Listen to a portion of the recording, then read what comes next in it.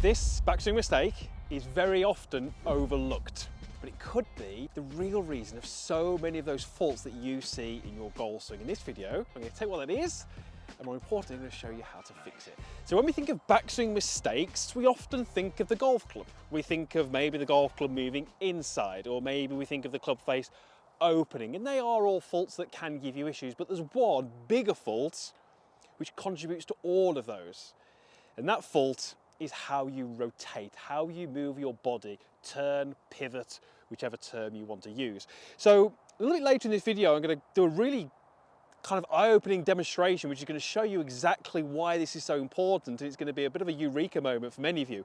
But I want to start with just a really simple little drill to get you to understand what good rotation is. Then we're going to cover that little demonstration, and we're going to finish with a really good drill, which I want you to do in practice, which is really going to get you dialed into the right kind of movement. Take a golf club, pop it across your shoulders, feet about shoulders apart, and just stand up normally. Now this golf club here is obviously going to represent my turn.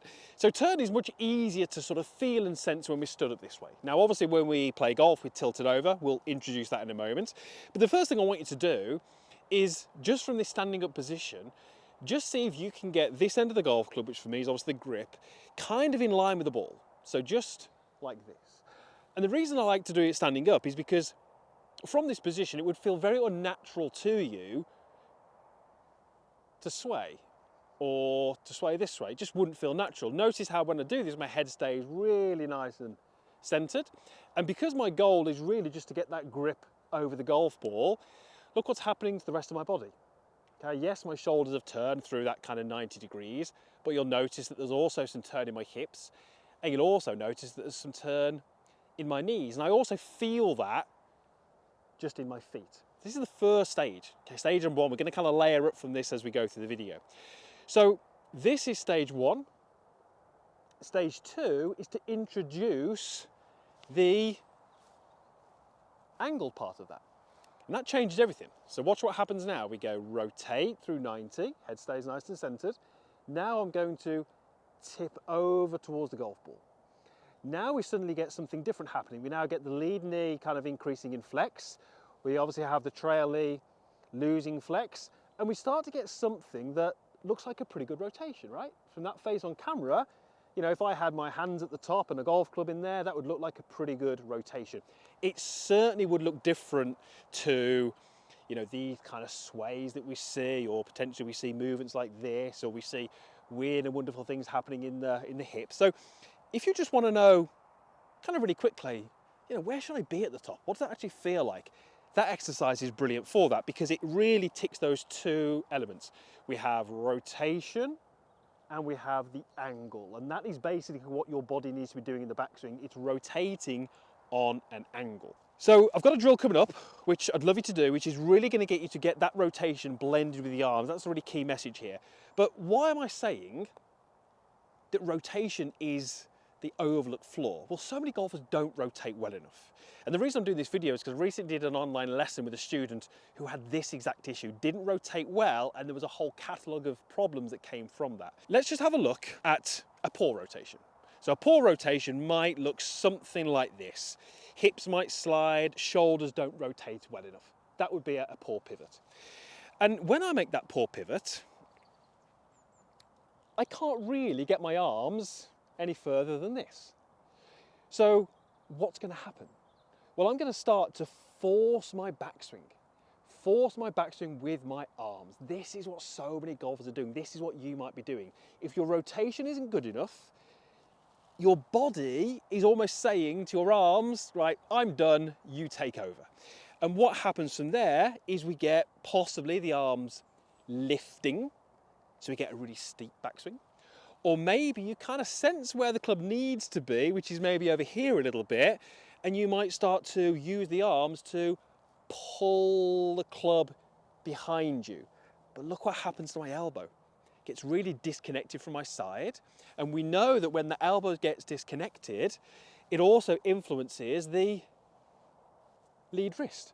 And my lead wrist is likely to be cupped, because as my elbow gets pulled behind me, it cups the wrist. What does that do? Opens the face. And then where do we get from here on the way down? Because this elbow was high, we get the club shaft really steep. That's not what we want. And then because the elbow was so far behind me, as we get down towards impact, we're going to get these flippy kind of releases. All of those faults, steep backswing, flying elbow, cupped wrist, open face, steep downswing, elbow stuck on the way down, are likely to be there because the turn wasn't good enough. If the turn isn't good enough, your arms have to basically try and compensate. And when they try and compensate, you are going to get into a whole world of trouble. And very often I've coached golfers, and there's countless examples I can think of this, when they're trying to fix this elbow, they're trying to fix this wrist, they're trying to fix all those things, and they're thinking about the club and the arms and the hands.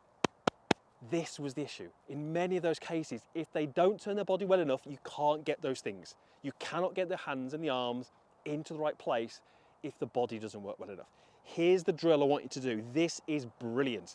Do this at the driving range. It's going to basically get you to get perfect arms, perfect body, and all in one. I'm going to tee the ball up, makes it a little bit easier. Take your setup. Club is going to go across. There's 2 stages to this drill. Number 1, we want to feel how we get to there. Okay, so we're going to start here, and we're going to recognize what that position was, and we're going to rehearse it. There we go. Head is nice and centered. Shoulders have turned through 90 degrees. Body has reacted. That's the turn that I want. So stage 2 is to bring the golf club in, but we're going to do it this way. We're going to go from here, and we're just going to hinge the club up and just rest it on your shoulder. Simple as that. Notice that's just my arms, really relaxed on my shoulders. From here, what I'm going to do is I'm going to introduce that movement that we just practiced, that rotation on an angle. Now here's the key part. Once we've got the body turn, we want to be pushing the hands away from you, away from your chest. We're not trying to reach up towards the sky. What I would love you to do, and this is the biggest difference when we look at pivot and rotation arms between pros and amateurs, pros will have more body turn, less arm swing. Amateurs have less body turn, more arm swing. We're trying to get the first one. So here's what you're going to do. I'm going to hit a shot now. Set up. Club goes onto my shoulder. Introduce my rotation. Push my arms away from me. That enables me to get my arm in great position. It gets me to sync everything up. And then from there, I can just go and clip it off the tee. What we can start to then do is have a little bit more of a turn as we hit that ball. So you think what we did there, we went here, here, here, swing. What we can now start to do is go here, here, here, and actually hit this ball by adding more turn before we go. The key thing there is we're adding turn from here. We're not simply trying to yank the arms back into a position behind you. This is the bit we want to avoid, because notice how I just can't keep my arms in good structure as I do that. So in this time, I'm going to hit one a bit further, but in order to do that, I'm just going to get myself turning a little bit more. And then we go through. And what I'm starting to get, ultimately, when I do this exercise, perfect turn. And because I've got perfect turn, it allows me to get my arms in a perfect position relative to my body. That's what the great players do. They use their rotation to set the club. There's a very good chance that your body isn't doing the right thing, and then your arms are forcing the backswing. That's where all your faults come from. So if you've got any of those faults, maybe focus on the overlooked fault, which is your rotation. Use those exercises, you'll start to rotate better, you'll start to hit it better.